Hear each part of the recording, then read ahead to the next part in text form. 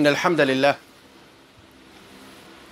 نحمده ونستعينه ونستغفره ونعوذ بالله من شرور أنفسنا ومن سيئات أعمالنا ما يهده الله فلا مضل له ومن يضلل فلا هادي له وأشهد أن لا إله إلا الله وحده لا شريك له وأشهد أن محمدا عبده ورسوله يا أيها الذين آمنوا اتقوا الله حق تقاته ولا تموتن إلا وأنتم مسلمون. الإسلام هو أنفس ما عندنا يا إخوة، وإن كان الله قد من علينا بالإسلام فإنه لا يسلم أحد أن يموت على غير الإسلام. لذلك من جملة الآيات التي تذكر في صلاة الجمعة يا أيها الذين آمنوا اتقوا الله حق تقاته ولا تموتن إلا وأنتم مسلمون. والنبي عليه الصلاة والسلام كان حريصا على إدخال الناس في دين الله كما كان حريصا على حفاظ الناس على دين الله بعد إسلامهم، فإنه كان يقول النبي عليه الصلاة والسلام ما من نبي من الأنبياء إلا وقد أوتي آيات ليؤمن بها أو ليصدق، وأما أنا فقد أوتيت وحيا أوحي إلي وأرجو أن أكون أكثرهم تابعا يوم القيامة. فكان حريصا عليه الصلاة والسلام على أن الناس يدخلون في دين الله ويدخلون بكثرة. ثم النبي عليه الصلاة والسلام بعد إدخال الناس في دين الله فإنه كان ينهانا عن الخروج عن الإسلام، فكان يقول عليه الصلاة والسلام لا ترجعوا بعد كفارا يضرب بعضكم رقاب بعض. وإن كانت الآية أو الأحاديث ساقت مساق الكفر الأصغر لكنها تدل على الكفر الأكبر من باب أولى. والشيطان يخالف النبي عليه الصلاة والسلام في هذا المقصد، فإنه حريص على صد الناس عن سبيل الله، يسد الناس عن سبيل الله، ينفر الناس عن الإسلام. ثم إن أسلم مسلم فإنه يجاهده على أن يخرج من الإسلام ولو كان هذا في آخر رمقه، يعني في آخر حياته. والمسلم فليعلم أنه عسى أن يخرج من الإسلام بكلمة تقال، عسى أن يخرج من الإسلام بفعلة فعلت، وإن كان جاهلا بهذه النواقض فالشيطان حريص على أن يوقعه فيه.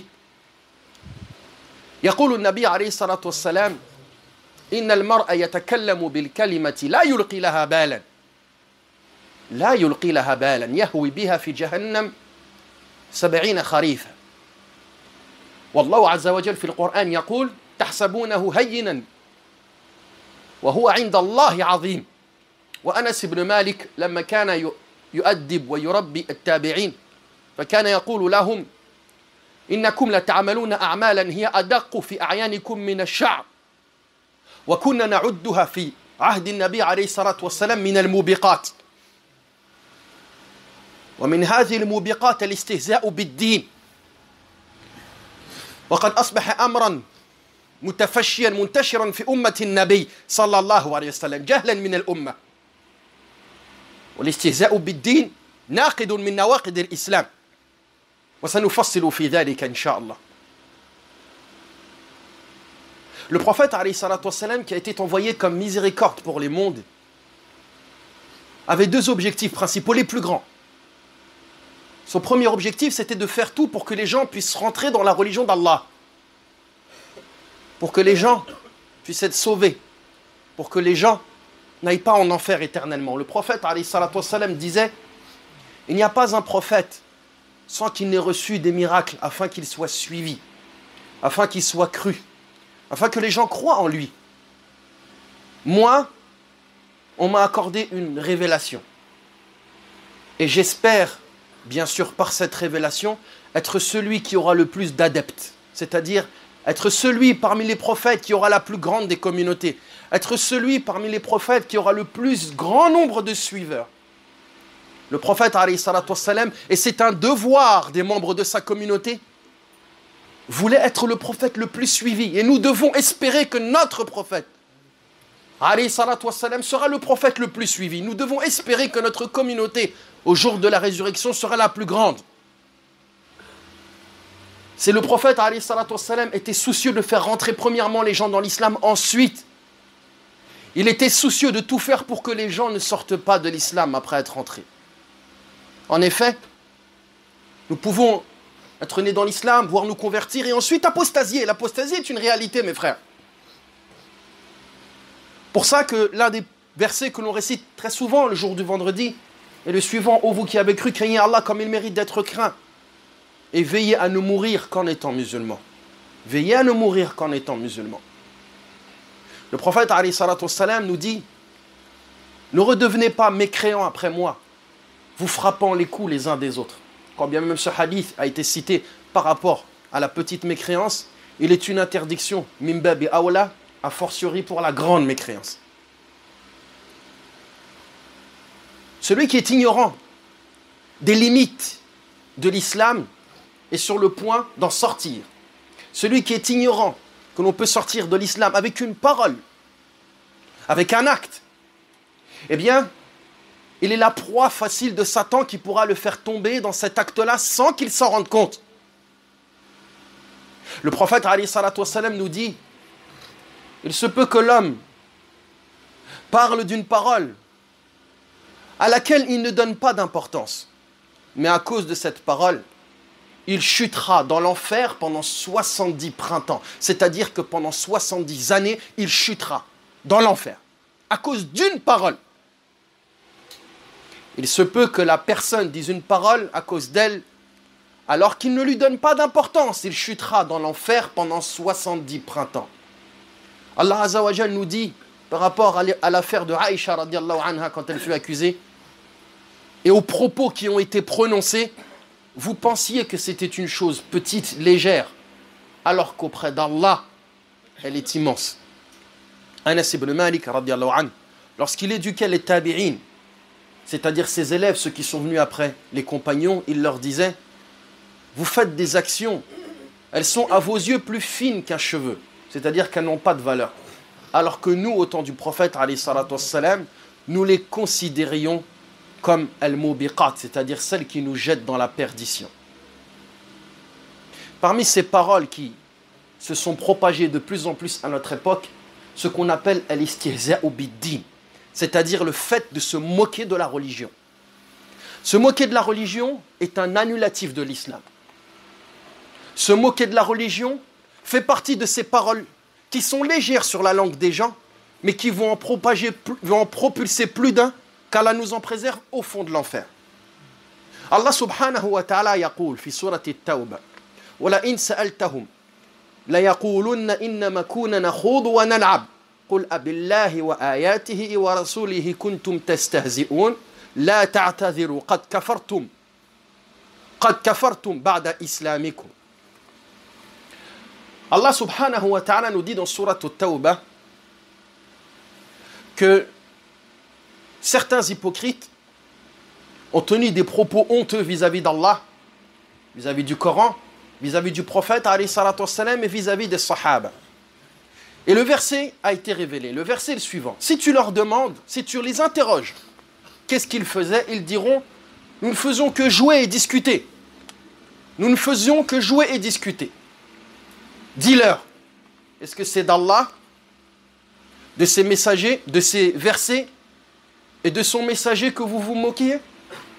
Est-ce que c'était ça le sujet de votre raillerie? Ne vous excusez pas. Vous avez certes mécru après avoir été musulman, ou vous avez mécru après votre islam. Quelle est la cause de révélation de ce verset? Alors que les musulmans étaient sortis à la bataille de Tabouk et qu'ils étaient en voyage, et en voyage il y a une certaine légèreté parce qu'il y a beaucoup de temps. On a du temps, donc on est amené à discuter, et parfois à discuter mal. Un groupe d'hypocrites se sont réunis, et il y a plusieurs causes de révélation du verset. Parmi eux, certains ont commencé à se moquer des compagnons du prophète alayhi salatu wassalam, en disant: Ma ra'ayna arghaba butunan wa ajbana 'inda al-liqa min ha'ula al-qurra. Nous n'avons pas vu des gens aussi convoitants qui aiment les choses de ce bas monde, les délices, les plaisirs, ce qu'on appelle shahwatul batn, et des gens aussi peureux que ces lecteurs du Coran. Ils se moquaient de Sahaba. Dans une autre version, ils se sont moqués du prophète alayhi salatu wassalam. Dans une autre version, Ils se sont moqués du Coran. Ala kulli hal, ils se sont moqués de la religion d'Allah subhanahu wa ta'ala. Quand ils ont dit ces propos-là, ceci fut rapporté au prophète alayhi salatu wassalam, et ceci fut confirmé par la révélation. Quand ils surent qu'Allah azza wa jal les avait démasqués, ils se présentèrent au prophète alayhi salatu wassalam qui était sur sa monture, en venant pour s'excuser. Et quand ils se sont excusés, ils ont dit « Innama kunna nakhudu wa nal'ab » Nous ne faisions que parler et discuter. Nous ne faisions que jouer, nous ne faisions que blaguer. Et le prophète alayhi salatu wassalam est sur sa monture. Et il ne se retourne même pas vers ces hypocrites. Il ne fait que répéter le verset d'Allah subhanahu wa ta'ala. La ta'tadhiru qad kafartum ba'da islamikum. Ne vous excusez pas. Ne vous excusez pas. Vous avez certes mécru après votre islam. Et cet hypocrite s'accrochait à la bribe du prophète alayhi salatu wassalam, c'est-à-dire le fil par lequel on retient le cheval, la monture, en disant « Mais excuse-nous, ya Rasulallah, nous ne faisions que nous moquer, nous ne faisions que rigoler, nous ne faisions que plaisanter. » Et le prophète alayhi salatu wassalam répète « Est-ce que c'est d'Allah, de ses versets et de son messager que vous rigoliez? Ne vous excusez pas. Vous avez certes mécru après avoir eu la foi. » الاستهزاء بالدين يشمل أشياء كثيرة. من استهزأ بالله أو من سب الله أو سب ملكا من الملائكة أو استهزأ بالكتب أو استهزأ برسول من الرسل. بأي رسول من الرسل. من استهزأ بنوح فقد كفر. من استهزأ بإبراهيم عليه الصلاة والسلام فقد كفر. من استهزأ بموسى فقد كفر. من استهزأ بعيسى فقد كفر. من استهزأ بالنبي صلى الله عليه وسلم فقد كفر. من استهزأ بنعمة من نعيم الجنة فقد كفر. وهذا مسلك المشركين الأولين. لما ذكر الله عز وجل في القرآن شجرة الزقوم جاء أبو جهل وبدأ يستهزئ بشجرة الزقوم ويقول يتوعدون محمد بشجرة في النار كيف شجرة بالنار والنار تأكل الشجر. ثم دعا بتمرة فقال انظروا هذه شجرة الزقوم وأنا أتذقب، يعني أكل التمرة وهو يقول هذا ما يتوعد بنا النبي عليه الصلاة والسلام. وبدأ يستهزئ بالجنة وبدأ يستهزئ بالنار وبدأ يستهزئ بما وعد الله عز وجل للمتقين. هذا كله داخل في الاستهزاء بالدين. ومن العجب أننا نجد الآن حتى في بلاد الإسلام من إذا غضب سب الله. من الناس من يسب الله عز وجل عند الغضب، وهذا منتشر وأنتم تعلمون هذا، وأنا لا أفتري على أحد. من الناس عند الغضب ومن يسب دين المسلم. هذا في عميتكم تقولون نحن بابك أم لا أدري ماذا تقولون. أنا لا أتكلم بالعمية، لكن المعنى يعني بعد دين أبيك، وهذا سب الدين.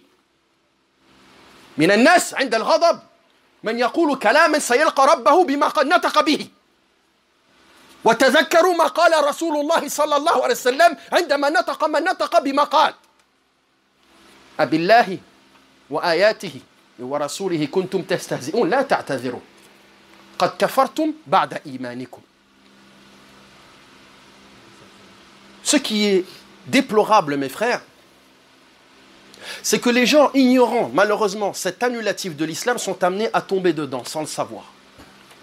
Toute personne qui est amenée à se moquer d'un nom ou d'un attribut d'Allah subhanahu wa ta'ala, toute personne qui insulte Allah, toute personne qui insulte un ange, toute personne qui insulte un prophète, peu importe lequel prophète, celui qui prend en raillerie Noé, il est sorti de l'islam. Celui qui prend en raillerie Ibrahim alayhi salatu wassalam, il est sorti de l'islam.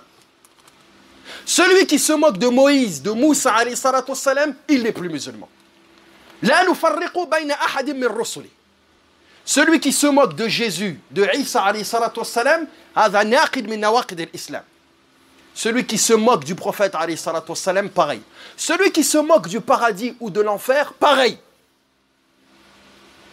Et le premier qui a commencé à se moquer de l'enfer ou du paradis, c'est Abu Jahl. Tu veux ressembler à Abu Jahl?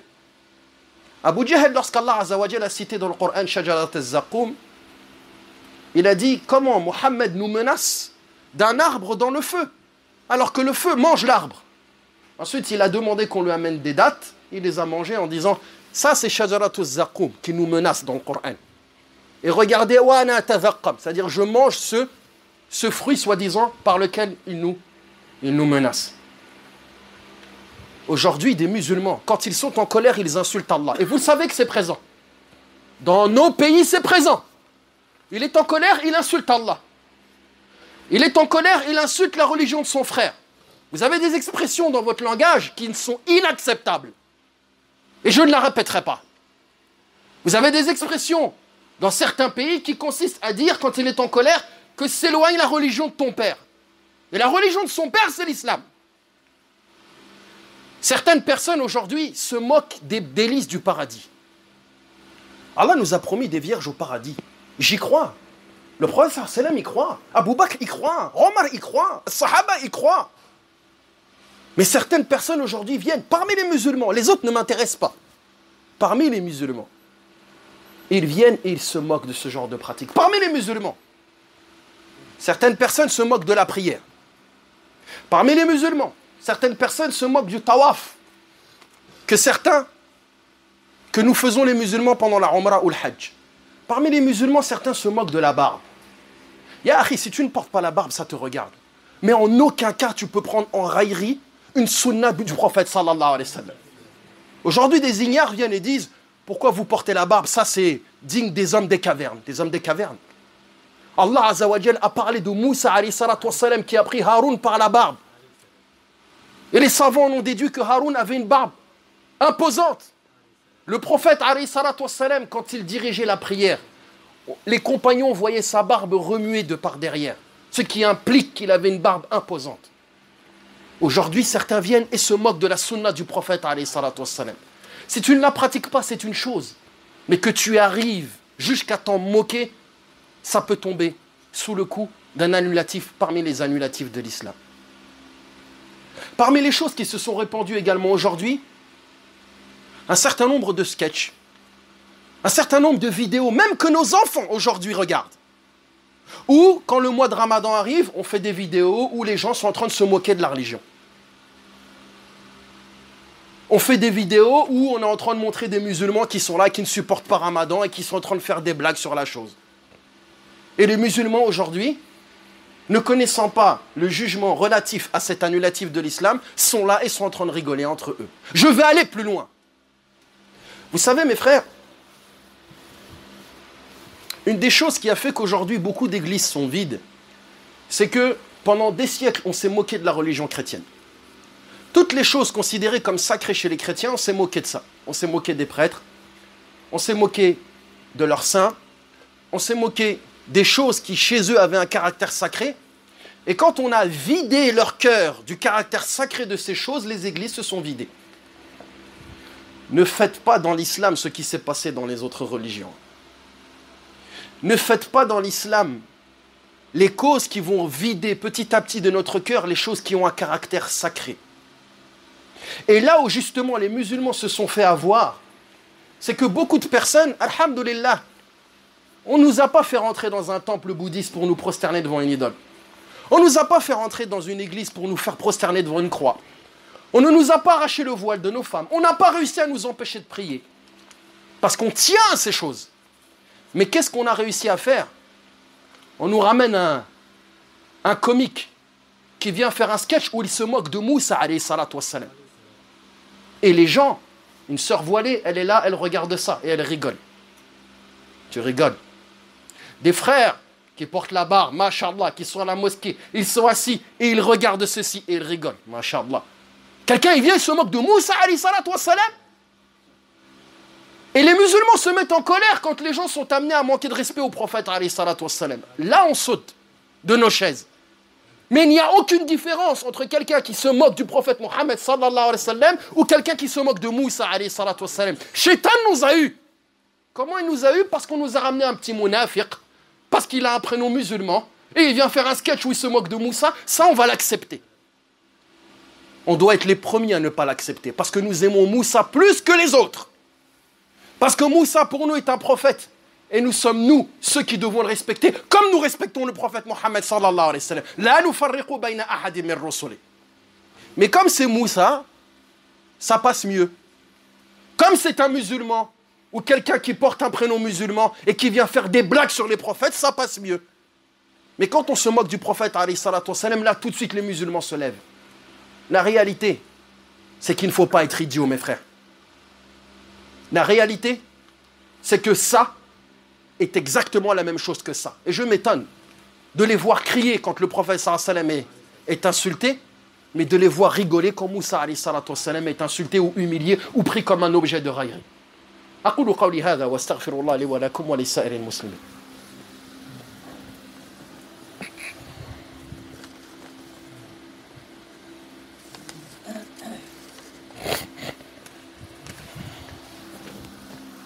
Alhamdulillah, wassalatu wassalam ala rasulillah.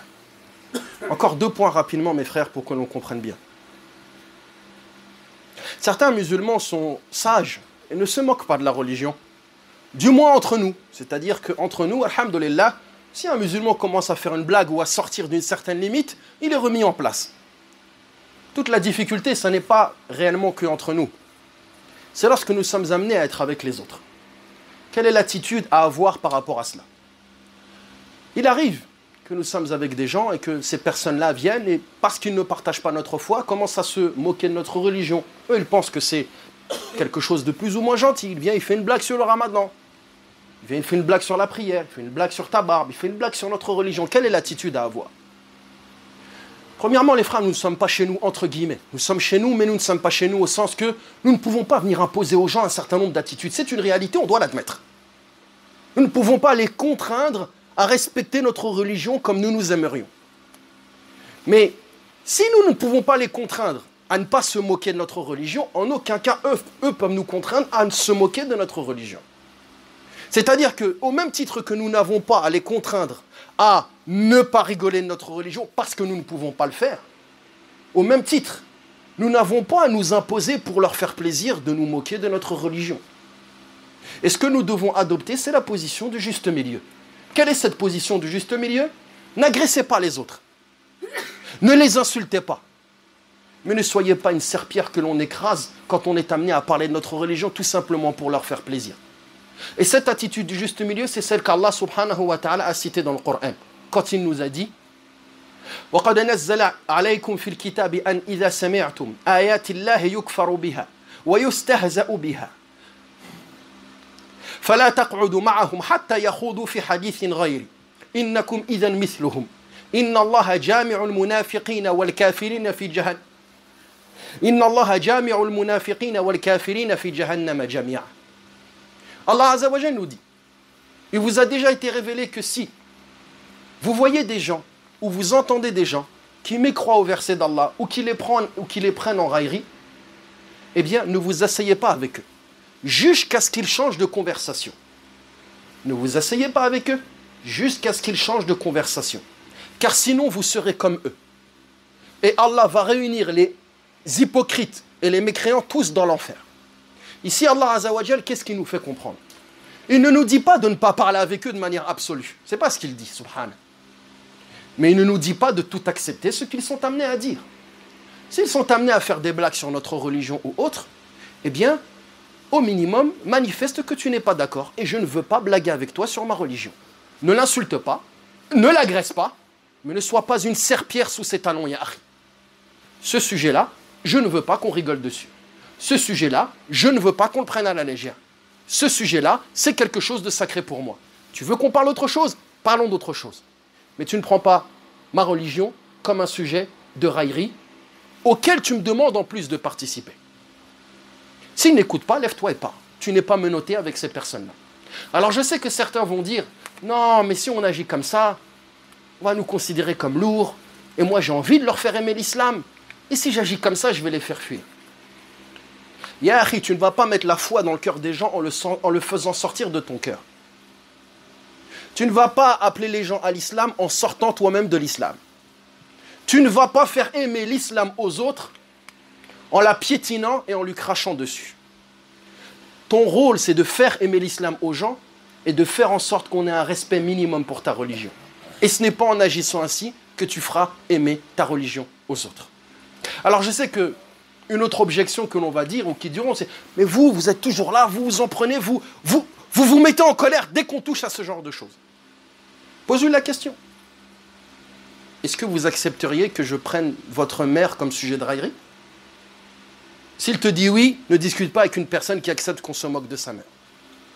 S'il te dit non, je n'accepte pas que tu blagues sur ma mère, eh bien dis-lui, ma religion pour moi a plus de valeur que ma mère. Alors je n'accepte pas que tu fasses des blagues sur ma religion. Dans le meilleur des comportements, mais sois au juste milieu. Ne sois pas celui qui va se lever et qui va hurler et qui va crier et qui va insulter. Ton prophète avant toi, on l'a insulté, on s'est moqué de lui et il a conservé le meilleur des comportements dans ces situations-là. Mais ton prophète avant toi a agi en fonction de ce verset du prophète qu'Allah Azza wa Jalla a cité dans le Coran. Hatta yakhudu fi hadithin ghayri, jusqu'à ce qu'il change de conversation. Ça n'est pas facile, mes frères, je le sais. Mais j'aurais été un piètre imam si je ne vous dis pas la vérité. Surveillez vos enfants. Aujourd'hui, sur les réseaux sociaux, malheureusement, énormément de choses qui remettent en cause notre religion, qui sont des causes par lesquelles on se moque de notre religion, nos enfants les regardent. Et ça n'est pas que lui va y aller, c'est que peut-être un autre enfant qui n'a pas été bien éduqué va lui envoyer. Aujourd'hui, dans nos relations quotidiennes, beaucoup de personnes autour de nous viennent et prennent en raillerie notre religion. Sois un bon musulman. Et le bon musulman, ça n'est pas celui qui va les agresser, mais ça n'est pas celui non plus qui va laisser se faire piétiner. اللهم اهدنا فيمن هديت وعافنا فيمن عافيت وتولنا فيمن توليت يا رب العالمين ثبت قلوبنا ولا تزغ قلوبنا بعد إذ هديتنا وهب لنا من لدنك رحمة إنك أنت الوهاب يا رب العالمين اجعل لنا سفراء لدينك يا رب العالمين واجعل لنا محبة منك يا رب العالمين ويسر لنا يا